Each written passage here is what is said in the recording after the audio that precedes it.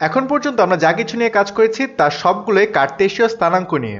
তোমরা হয়তো নাও জানতে এটি কার্তেশীয় স্থানাঙ্ক ব্যবস্থা, কারণ আমি কাজ করার সময় কখনো নির্দেশ করিনি এটা কার্তেশীয় স্থানাঙ্ক ব্যবস্থা। তাহলে কার্তেশীয় স্থানাঙ্ক কি দেখা যাক। আমি একটা অক্ষ আঁকছি, এটা হচ্ছে ওয়াই অক্ষ আর এটা হচ্ছে এক্স অক্ষ।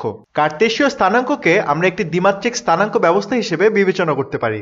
আমরা এর আগে দ্বিমাত্রিক স্থানাঙ্ক ব্যবস্থা নিয়ে কাজ করেছি। আমি যদি কোনো একটি বিন্দুকে দ্বিমাত্রিক স্থানাঙ্ক ব্যবস্থায় প্রকাশ করতে চাই, তাহলে আমাকে শুধু দেখতে হবে বিন্দুটি এক্স অক্ষ থেকে কত দূর অবস্থিত এবং ওয়াই অক্ষ থেকে কত দূর অবস্থিত। এখন দেখা যাক এই বিন্দুটির জন্য কার্তেশীয় স্থানাঙ্ক কি হবে। আমি এখন বললাম এই বিন্দুটিতে যাওয়ার জন্য আমাকে এক্স অক্ষ বরাবর 3 ঘর যেতে হবে। তাহলে এটা হচ্ছে 3 এবং আমাকে উপরের দিকে 4 ঘর যেতে হবে। 1 2 3 4, এই হলো 4 ঘর। এখন প্রচলিত নিয়ম অনুযায়ী আমরা একে বলি এক্স অক্ষ এবং একে বলি ওয়াই অক্ষ এবং এই বিন্দুকে বলি 3,4। এখন প্রচলিত নিয়ম অনুসারে যা বোঝায়, আমরা এক্স অক্ষ বরাবর 3 ঘর এবং ওয়াই অক্ষ বরাবর 4 ঘর গেলে এই বিন্দু পাবো। আমরা 3 ঘর ডানে গিয়ে 4 ঘর উপরে যেতে পারি, আবার 4 ঘর উপরে গিয়ে 3 ঘর ডানে যেতে পারি। আমরা ঠিক একই বিন্দুতে যাব। এটা হচ্ছে একটা উপায় যার মাধ্যমে আমরা দ্বিমাত্রিক স্থানাঙ্ক ব্যবস্থার কোনো বিন্দুর অবস্থান নির্ণয় করতে পারি। এবং আরেকটা উপায় হতে পারে যেটা হয়তো তুমি তোমার প্রতিদিনের জীবনে ব্যবহার করো, সেটা হলো তোমাকে কেউ বলল এই দিক বরাবর যাও এবং তুমি সেই দিক গেলে একটি নির্দিষ্ট জায়গা পৌঁছাবে। আমি তোমাকে এই দিক বরাবর নির্দেশ করছি, এই সবুজ রেখা অনুযায়ী এই দিকটি বরাবর। এখন আমি কিভাবে আমার দিককে নির্দেশ করব? আমি এই এক্স অক্ষটিকে 0 ডিগ্রি বলতে পারি। 0 ডিগ্রি বলতে পারি। আশা করি তোমরা জানো কিভাবে ডিগ্রি ও রেডিয়ানে যেতে হয়। তুমি দিককে এইভাবে নির্দেশ করতে পারো। ধরে নাও এটা 0 ডিগ্রি, তাহলে এটা ধরে নাও θ ডিগ্রি। এখন আমি যদি কাউকে বলি তুমি θ ডিগ্রি কোণ বরাবর আর ঘর যাবা, তাহলে সে ঠিক এই বিন্দুতে এসে পড়বে। এখন এই বিন্দুটিকে আমরা কার্তেশীয় স্থানাঙ্ক ব্যবস্থাও প্রকাশ করতে পারি এক্স কমা ওয়াই। তুমি এটিকে অন্য আরো কিছু নামে চিহ্নিত করতে পারো। আমি আমার গোলাপি রংটি নিচ্ছি, আমি এখানে লিখবো আর কমা থিটা। তোমরা বলতে পারো থিটা কোণ বরাবর আর ঘর যেতে হবে। এটা বুঝতে তোমার হয়তো কষ্ট হচ্ছে, এর জন্য আমরা এখানে কিছু ত্রিকোণমিতি ব্যবহার করব। আমরা পিথাগোরাসের উপপাদ্য ব্যবহার করতে পারি। আমরা কি আর ও থিটা বের করতে পারি?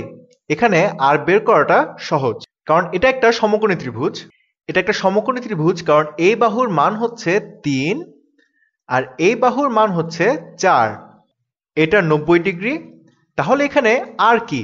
পিথাগোরাসের সূত্র অনুযায়ী 3-এর বর্গ গুণ 4-এর বর্গ সমান অতিভুজ বা আর এর বর্গ। তো আমরা এখানে বলতে পারি 3 স্কোয়ার প্লাস 4 স্কোয়ার সমান আর স্কোয়ার।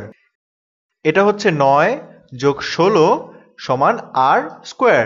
নিচে লিখবো 25 সমান আর স্কোয়ার। আমরা যেহেতু নেগেটিভ দিক নিব না, তাই আর সমান হবে 5। তাহলে আমরা বের করতে পেরেছি আর এর মান কি। এখন আমরা কিভাবে থিটার মান বের করব? তো আমরা এখানে কি জানি? আমরা এখানে বের করব থিটার মান। থিটা রয়েছে এই বাহুর বিপরীতে। আমরা আবার সোকাটোয়াতে ফিরে যাচ্ছি। আমি এখন সোকাটোয়া লিখে দিচ্ছি, সোকাটোয়া। এটা যদি তোমাদের কাছে অপরিচিত থাকে তাহলে তোমরা শুরুর দিকে ভিডিওগুলো দেখতে পারো। তো আমরা থিটার লম্ব কি তা জানি 4, সন্নিহিত বাহু জানি সেটা হচ্ছে 3। তো ত্রিকোণমিতির কোন ফাংশনটি লম্ব এবং ভূমি ব্যবহার করে? সেটা হবে টোয়া, ভূমি এবং লম্ব। তো সেটা হবে ট্যানজেন্ট। তো আমরা লিখতে পারি ট্যানজেন্ট থিটা সমান হবে লম্ব, যেটা ওয়াই এক্সিসে, যার মান আমরা দেখতে পাচ্ছি 4, ভাগ হবে 3 দিয়ে। তাহলে ট্যান থিটা সমান হবে লম্ব ভাগ ভূমি, অর্থাৎ 3/4। এবং এটা সমাধান করার জন্য তোমাকে শুধু ট্যানের বিপরীত অর্থাৎ ট্যান ইনভার্স নিতে হবে উভয় পাশে। তোমার এটা ক্যালকুলেটরে করতে হবে। যখন তুমি উভয় পাশে ট্যান ইনভার্স নিবে, তখন আমি এভাবে লিখতে পারি arc tan of tangent theta সমান হবে arc tan 4/3। এখন আর্ক ট্যান থিটা আর ইনভার্স থিটা একই কথা, তাহলে এটা শুধু হবে থিটা। তাহলে আমরা নিচে লিখতে পারি থিটা সমান হচ্ছে আর্ক ট্যান 4/3। এখন আর্ক ট্যানকে এভাবেও লেখা যায়, এভাবে লিখলেও ঠিক একই ব্যাপার হবে। আমরা লিখতে পারি ট্যান ইনভার্স। মাঝে মাঝে এটা বিভ্রান্তিকর মনে হতে পারে, তুমি হয়তো মনে করতে পারো যে ট্যান থিটা এর সূচক -1। আসলে ব্যাপারটা এরকম না, এটা দ্বারা বোঝায় ট্যান ইনভার্স থিটা। আমরা আর্ক ট্যান 4/3 নিয়ে থিটার মান বের করতে পারি, কিন্তু অনেক মানুষের এটা মনে নাও থাকতে পারে। এজন্য আমরা এটা বের করার আমি অন্য কোনো উপায় জানি না আমার TI-85 ক্যালকুলেটর বের না করা ছাড়া। আমি এটা একটু উপরে নিচ্ছি যাতে তোমরা বোঝার সুবিধা পাও। আমরা শিফট প্রেস করার পর এইখানে প্রেস করব, ট্যান ইনভার্স চলে এসেছে। এরপর লিখব 4/3। আমি ক্যালকুলেটরটিকে ডিগ্রি মোডে নিয়ে যাই, আমরা পেলাম 53.13। তাহলে আমরা বুঝতে পারছি থিটা সমান হবে 53.13 ডিগ্রি। আমরা আগে থেকেই জানি যে আমরা এই বিন্দুটিকে দ্বিমাত্রিক স্থানাঙ্ক ব্যবস্থায় x সমান 3 ও y সমান 4 দিয়ে প্রকাশ করতে পারি।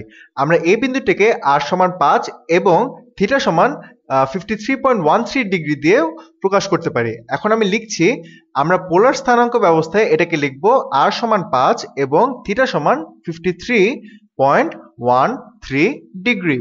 আমরা বলতে পারি ঘড়ির কাঁটার বিপরীতে 53.13 ডিগ্রি যে 5 ঘর গেলে আমরা এই বিন্দুটিতে পাবো। পোলার স্থানাঙ্ক তোমাকে এইভাবে তথ্য দিবে। আরেকটা করা যাক, এবার আমরা খুব মূল বিষয় নিয়ে কাজ করব, কারণ এখন তুমি বেসিক বা মূল বিষয়টি বুঝতে পারবে, তখন তুমি যে কোনো সমস্যার সমাধান করতে পারবে। আমি এইবার ইচ্ছা মতো একটা বিন্দু নিব। আগের বার আমি একটা নির্দিষ্ট বিন্দু নিয়ে কাজ করেছিলাম, বিন্দুটি ছিল 3,4। ধরা যাক আমার বিন্দুটি x, y, এই হলো বিন্দুটি, এই হলো x অক্ষ আর এটি হলো y অক্ষ। এখন আমি এটাকে কিভাবে পোলার স্থানাঙ্কে প্রকাশ করব? আগের ভিডিওর মতো এটা হলো r এবং এই কোণটা হলো থিটা। আমি আবার বলছি, এই কোণটি হলো এই রেখাটি হলো r, এই কোণটি থিটা। আমরা এখন আগের ভিডিওর মতো এখানে বলবো, এখন পিথাগোরাসের সূত্র অনুসারে x এর বর্গ গুণ এই দূরত্ব হচ্ছে y। পিথাগোরাসের সূত্র অনুযায়ী তুমি এখানে পাও x square plus y square সমান r স্কোয়ার। এটা হলো পিথাগোরাসের উপপাদ্য। এরপর তুমি পাবে ট্যান থিটা। এই কোণের ট্যানজেন্ট আমরা পাবো ট্যান থিটা সমান হবে টোয়া। ট্যানজেন্ট অফ থিটা আমরা পাবো হচ্ছে লম্ব, যেটার মান হচ্ছে y, ভাগ সন্নিহিত বাহু, যেটার মান x। এখন এতটুকুই আমাদের দরকার। তোমরা যদি আরেকটু গভীরে যেতে চাও, তোমরা যদি y এবং x কে r এর ফাংশন হিসেবে প্রকাশ করতে চাও, তাহলে যদি আমাদের r এবং থিটা দেওয়া থাকে, তাহলে আমরা কিভাবে y পেতে পারি এটা নিয়ে একটু চিন্তা করা যাক। যদি আমাদের r এবং y দেওয়া থাকে, তাহলে আমরা কিভাবে থিটা পেতে পারি? এখানে আমরা দেখছি r হচ্ছে অতিভুজ এবং y হচ্ছে লম্ব। আমি এখানে আমি আবার সোকাটোয়াটা লিখছি, সোকাটোয়া। তাহলে লম্ব এবং অতিভুজ নিয়ে কে কাজ করে? লম্ব এবং অতিভুজ নিয়ে সাইন কাজ করে। তাহলে সাইন থিটা সমান হচ্ছে লম্ব, আমরা পাই y, ভাগ অতিভুজ, এখানে অতিভুজের মান দেওয়া হচ্ছে r। এখন উভয় পাশে যদি আমরা r দিয়ে গুণ করি, তাহলে আমরা পাই r সাইন থিটা সমান y। এখন অন্যভাবে করা যাক, আমরা r, থিটা ও x এর জন্য একটি সমীকরণ বের করব। x হচ্ছে ভূমি এবং r হচ্ছে অতিভুজ। তো সন্নিহিত বাহু আর অতিভুজ নিয়ে কি কাজ করে? তা হলো কোসাইন কাজ করে। তো আমাদের কাছে আছে কোসাইন থিটা সমান সন্নিহিত বাহু, যার মান x, ভাগ হবে অতিভুজ, যার মান r। আমরা উভয় পাশ r দিয়ে গুণ করে পাই x সমান r cos থিটা। এখন এই সমীকরণগুলো সবই ত্রিকোণমিতি থেকে এসেছে। এই সমীকরণটি, এটি, এই সবগুলি। এখন তোমাকে যদি এই দুটি সমীকরণ দেওয়া থাকে তাহলে তুমি খুব সহজেই এই সমীকরণটি বের করতে পারবে। এবং এই হচ্ছে পিথাগোরাসের উপপাদ্য। তাহলে তোমার কাছে কার্টেসীয় ও পোলার স্থানাঙ্ক এর পরিবর্তন করার জন্য সব হাতিয়ার আছে। আমরা এটা পরবর্তী ভিডিওতে দেখব, কারণ আমি এইমাত্র বুঝতে পেরেছি, আমার সময় শেষ হয়ে গিয়েছে।